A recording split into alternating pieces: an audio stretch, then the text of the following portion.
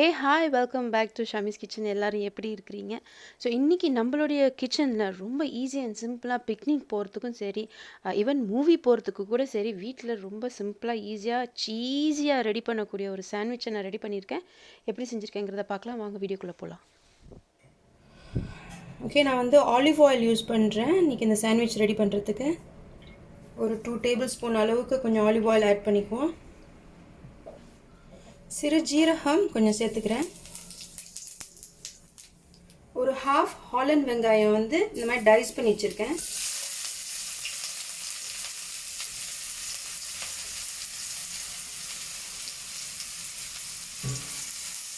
Half carrot இந்த மாதிரி சின்ன சின்னதாக வெட்டியிருக்கேன். வெஜிடபிள்ஸ் இந்த மாதிரி நம்ம சின்ன சின்னதாக வெட்டிக்கிட்டோம்னா சீக்கிரம் குக் ஆகிடும். அதே மாதிரி சாண்ட்விச்சில் வைக்கும் போது சாப்பிடும் போதும் வந்து ஈஸியாக இருக்கும். நான் ரொம்ப நேரம்லாம் நான் வந்து வதக்கலை, உடனே நான் வந்து ஆட் பண்ணிடுறேன். ஹலப்பினோ கொஞ்சம் வெட்டி வச்சுருக்கேன். ஹலப்பினோ இல்லை அப்படின்னு சொன்னால் நீங்கள் வந்து க்ரீன் கேப்சிகம் யூஸ் பண்ணிக்கலாம். இதுவும் டைஸாக தான் வெட்டி வச்சுருக்கேன். ரெட் கேப்சிகம், தேவையான அளவு உப்பு,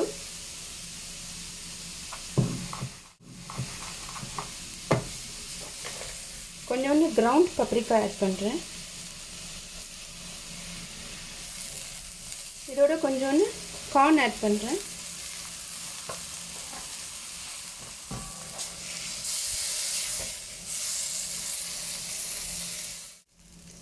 நீங்கள் டொமேட்டோ ஆட் பண்ணனாலும் ஆட் பண்ணலாம். நான் நடுவில் இருக்கிற இந்த இதழ்கள் எல்லாத்தையும் எடுத்துருங்க. என்னால் கட்டி உங்களோட சாண்ட்விச்சோட ஃபில்லிங்ஸ் வந்து ரொம்ப சொதன்னு போயிடும்.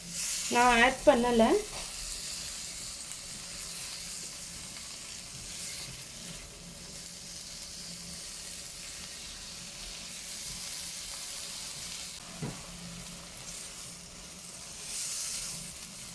தண்ணி அறவே இல்லை பாருங்கள், நல்லா ட்ரை ஆகிடுச்சு.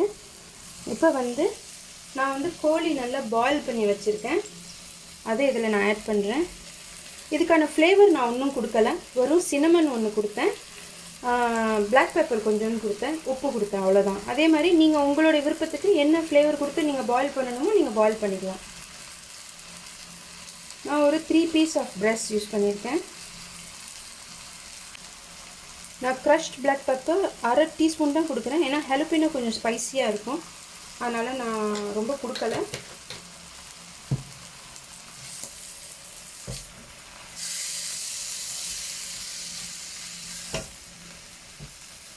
ஒரு டேபிள் ஸ்பூன் அளவுக்கு லைட் சோயா சாஸ், ஒரு ஹேண்ட்ஃபுல் ஆஃப் மல்லிக்கீரை,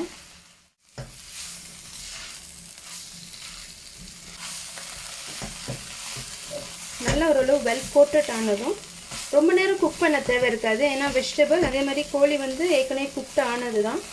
அதனால் ஜஸ்ட்டு கொஞ்சம் தண்ணி இல்லாமல் வெல் கோட்டட் ஆனதும் உங்களுக்கு ஒரு சாட்டிஸ்ஃபேக்ஷன் வந்ததும் நீங்கள் இதை அடக்கிடலாம். ஆனால் அடக்கிறதுக்கு முன்னாடி ஜஸ்ட்டு கொஞ்சோண்டு ப்ரௌன் சுகர் நான் இதில் ஆட் பண்ணுறேன்.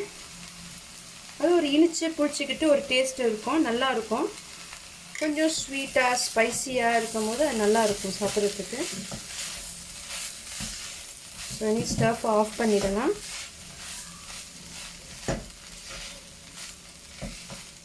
ஓகே, வந்து இது பட்டர் அப்ளை பண்ணிக்குவோம். எந்த சைடு டோஸ்ட் பண்ண போகிறோமோ அந்த சைடு மட்டும் அப்ளை பண்ணால் போதும்.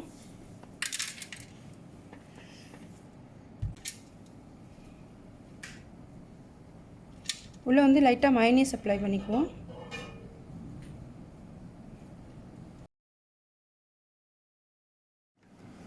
லேசாக சீஸ் வச்சுக்குவோம்.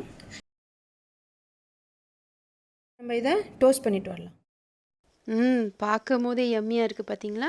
இந்த மாதிரி சாண்ட்விச் ஈவன் நீங்கள் பாட்லாக் கேதரிங் செஞ்சிங்கன்னா கூட நீங்கள் இதெல்லாம் ஈஸியாக இருக்கும், செஞ்சு எடுத்துகிட்டு போகலாம். என்ஜாய் பண்ணுங்கள், ஹாப்பியாக இருங்க. Love you all, take care, bye.